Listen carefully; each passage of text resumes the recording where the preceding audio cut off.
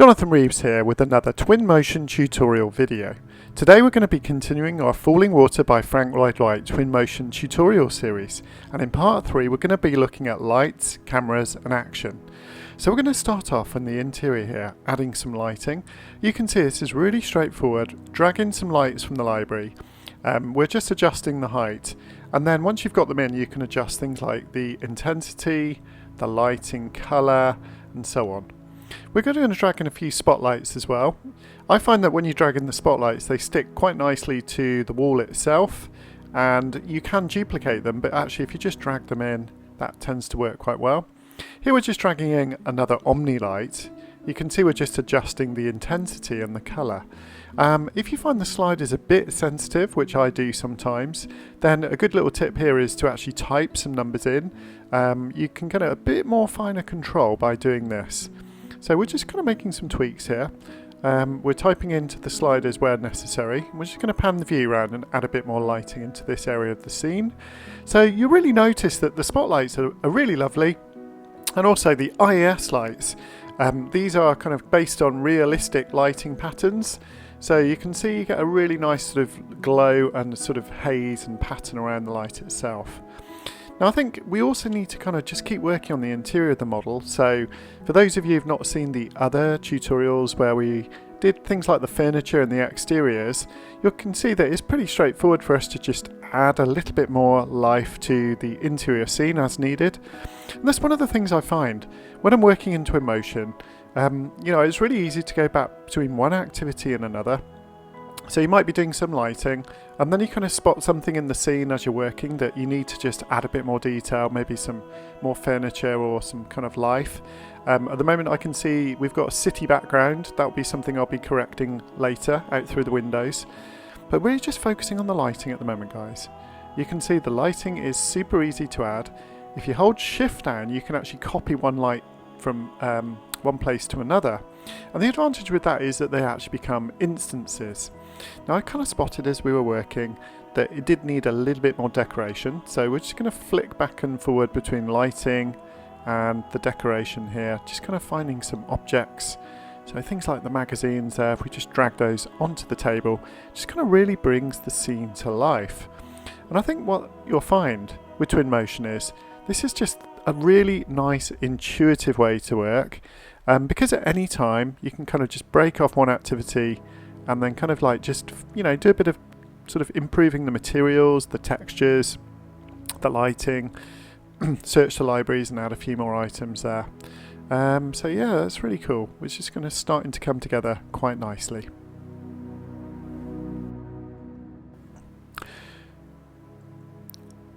So one of the other things we can do to make the interiors look really nice is add some carpets. Now these are pretty cool. You can drag them in, scale them, move them around. But there's also some really nice control over the finer detail. So if you click into the settings, we need to zoom in a bit to sort of see how this works. You can see you can play around with the height and the tiling, or the tilling rather. And those kind of look super realistic when they're rendered out. Remember, this is just a preview at the moment. So I'm just going to add a little bit more furniture into this recess here. Let's move this plant out of the way. Let's kind of get that back into there a little bit more. And you know, can see it's so intuitive and easy to do. I think now we've done this, let's just kind of add a little bit more decoration on the wall just to get a bit more detail, and we'll copy that up a few times. Sometimes selecting in Twinmotion can be a bit tricky, so sometimes it's better to select in the manager to the right hand side. Everything you add is organised in there. Now I'm not being too organised at this stage, but you can be a little bit more organised and divide out the furniture and so on into groups. So let's add a bit more lighting to this scene just to finish it off. Get that back into there, the plant there, and we'll kind of scale that down just so it fits. So if you click 6 on the keyboard, that will give you the scale tool. So one of the other things we can do to add a little bit more life, as well as people, is the animals. Now I really would love Twinmotion to introduce a few more cats and dogs. A little bit more variety would be nice here. Everyone's got their favourite cat or dog, but you know, you can see it adds a lot of difference. So let's go and do some work outside. I would like to add some tables and some plants to these balconies just to bring a bit more life to the outside of the model. Now obviously this is up to you in terms of your taste and the kind of image that you're trying to create, but for the purposes of this video I think it will look nice if we kind of just add a little bit more life to the outside of the scene. You can see it's super easy. Every time you drag the objects in, they stick or snap to the correct surface. So that's cool. That sort of takes away that Z height issue that you often get in 3D software. And you know, you can just drag them in, rotate them around, scale them, move them, duplicate them with absolute ease. So it makes it very, very rapid to put the scene together. And the nice thing about this is actually you can just try things out. Because it doesn't take too long, you're not afraid to actually give things a try, see how it looks, and then you can kind of decide to change your mind, try something else. So we're just going to kind of like pan around here, do a little bit of work on this outside of the scene. I mean, one tip here would be, you know, try not to do too much work on areas of the model that you may not see. We'll have to see if we end up kind of, you know, showing these areas in the final renders.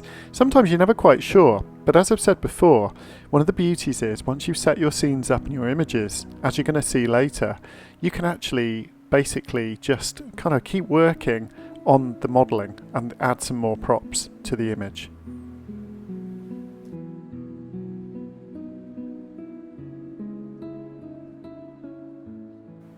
So now it's time to set up some cameras.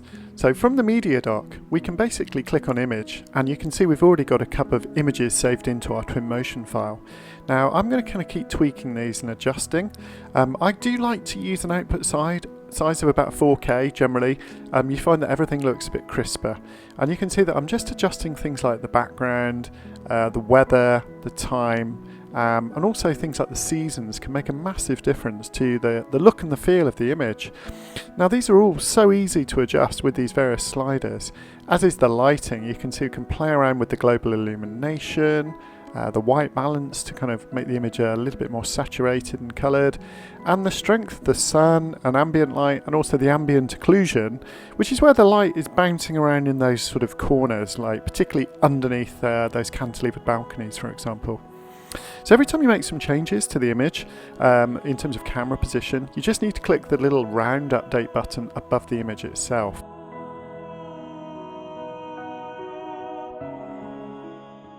So here we're going to just adjust the output size, and I'm just going to go for, on this particular one, like a square format. So I've typed in 4000 by 4000 pixels. And you can see another nice thing to do is play around with the things like perspective correction. Depth of field is something that you can also fiddle around with, and that will kind of blur out the background a little bit more. Just makes things look a bit more realistic. So we're just going to keep working through these settings.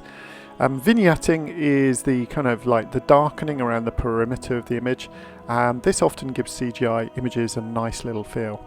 One of the things I do love about the weather is when you change the season to autumn, if you notice carefully, the leaves will start to fall off those trees. So that's pretty cool. So we do need to probably have a look at the background. Rather than having a city background, we'll go for countryside or maybe something a bit more mountainous. That looks a bit more appropriate for this kind of view. Now, when you do change things like the lighting and the background, you're doing it per image. So it's possible within a Twinmotion file for each image itself to have a different set of lighting, parameters, weather, and times. Now that used to be a problem in other 3D software. It was quite fiddly once you changed the lighting. You kind of changed it for all the images. So I love this fact that each image has its own settings, and it just makes it so easy for you to be really creative, really experimental, and just sort of not be afraid to try things out. Because if it doesn't work, you can kind of revert back to the other images. So here we can see, as we slide down towards winter and we go towards the winter rain settings, it starts to snow, and you can control the amount of snow or rain or sleet easily with the slider. Now how cool is that? I just think it's amazing that they've made it so simple for us to do this in 3D software now. So it really is a lot of fun. It's very similar to sort of playing with a computer game, but actually kind of designed for architects and landscape designers. I've always enjoyed the odd computer game, so actually using Twinmotion for me, it's not really work, it's definitely fun and pure pleasure. I think it just allows you to be super creative in everything you do. Now there's no reason why you shouldn't Photoshop some of these images, but in terms of getting a really nice base render for the final Photoshop work, do a bit of final tweaking in Photoshop maybe, Twinmotion is super fast, not only in creating the images, but playing around with lighting. Now you can see how beautiful that is when we kind of slide the lighting and the time to go through things like different sunsets and sort of time of day, that sort of thing. So that looks really cool. And you can kind of really experiment with images that you maybe wouldn't normally create, things like night shots, and just sort of try different times of the day, as well as the traditional sort of bright sunny day that we always see with CGIs. So on this particular one, I am going to actually start to look at a night shot, and you can see the sun just sort of glinting over the top of the building there in that particular view, which is really lovely. But what you will find as you start to work on the night shots, as I said before, you're going to kind of want to carry on and basically work up the image a bit more. So here we're going to add a little bit more lighting, and we're just going to kind of quickly work up this image, particularly with the external lighting. So I'm going to speed things up a little bit for now and just let you sit back and relax and watch.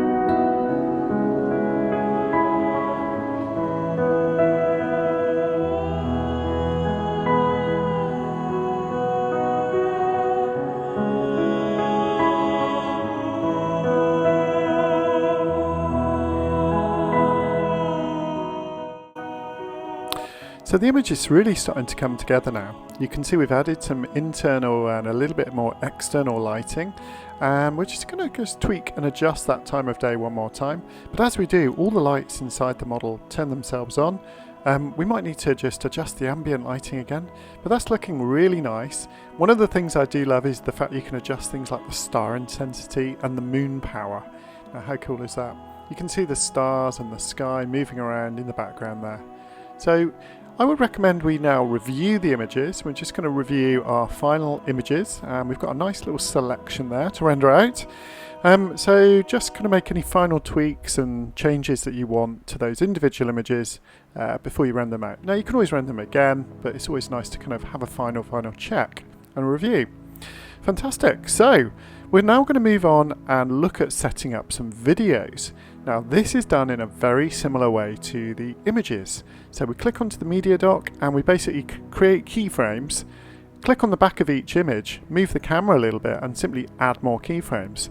And when you're ready, you can actually play through the animation and preview in real time. Now that's one of the absolute beauties of software like Twinmotion.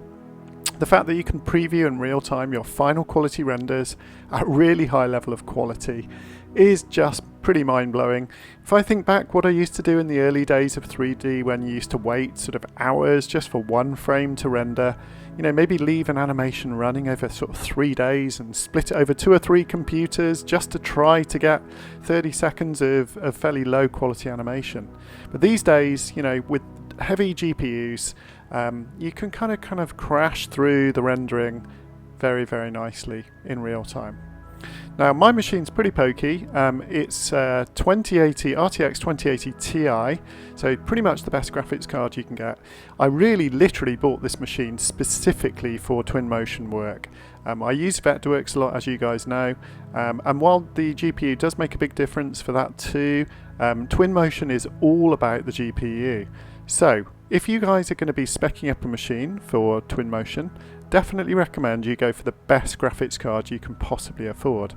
And that's why you can see in my videos you're getting a really nice sort of smooth interaction. So yeah, that's a really cool little clip. We've changed the time of the day from the start to the finish. So what you notice is it's a good idea to give the animation a little bit more time to make it smoother.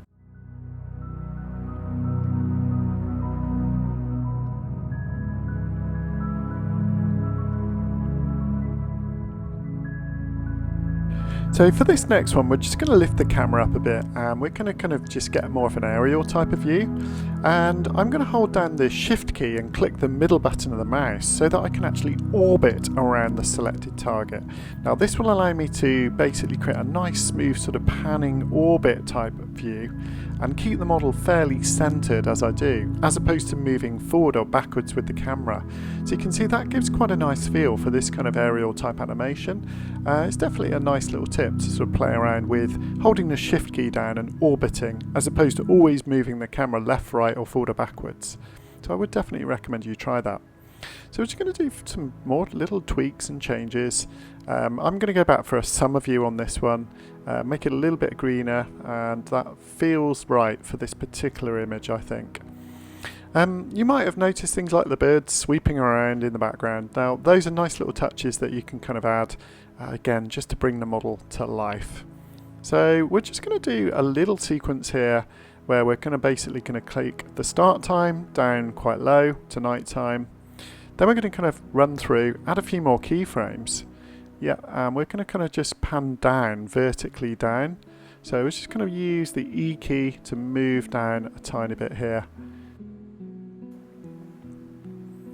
As you can see also, every single time you kind of add a new clip, it's very easy to just tweak the view a little bit and sort of update it as necessary and add another keyframe. So Twinmotion does all the interpolation between the images to get a really nice smooth image.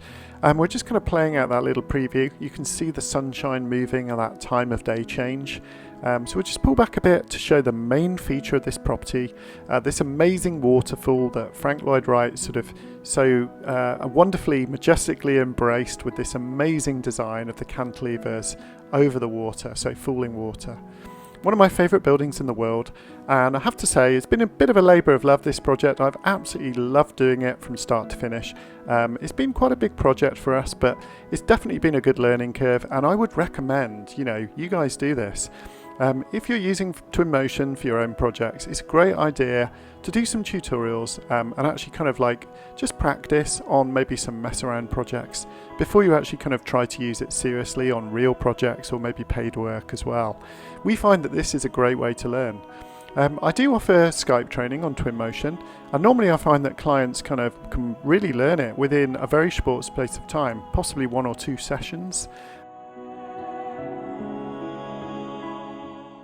So now we're just going to get inside the property and we're going to set up some internal animations. So we're just going to adjust our first starting point, and when we're ready we'll click to create a clip. There's our first frame. We'll move forward a little bit and create another clip. Now I do find, particularly with internals, it's really important to avoid harsh sort of angle changes. So you get nice smooth panning of the camera, and then make sure you give the animation enough time. So as we move forward, it should pan to the right and left. Now it's going pretty fast. Once we add a bit more time, like 30 seconds into the clip, we should find that's pretty cool. I've also done a little fun thing, which is just, again, adjust the time of day, and I did finally sort that city background out as well. So you'll see as it kind of gets a bit lighter, the lights go a little bit less sort of orangey, a bit more daytime, and you've got that beautiful background outside, so you can see that's working really, really well. And that slowly pans to the right, and then slowly it goes to sunset and kind of drops off into the evening. Okay, so we're ready now to do the final exports. Now once we've kind of renamed any images, I'm just doing a bit of tweaking on the names of some of these images so I know exactly which one's which. We can go to the Export tab in the Media section, and I do recommend always just review your clips as well as your images, but when we're ready all we do is go and tick or check all of the clips and animation and click the Start Export button, and that's it. Then it will basically render all of those in one hit. So let's take a look at the final output, and everything you see here, including all the images and the animation, was rendered in only 40 minutes. So I'm going to sit back and let you relax while you watch the end of the video. Please don't forget to subscribe and give us a like if you would like to see a bit more from the channel, and we'll look forward to seeing you in the next video. Thanks for watching. Bye bye.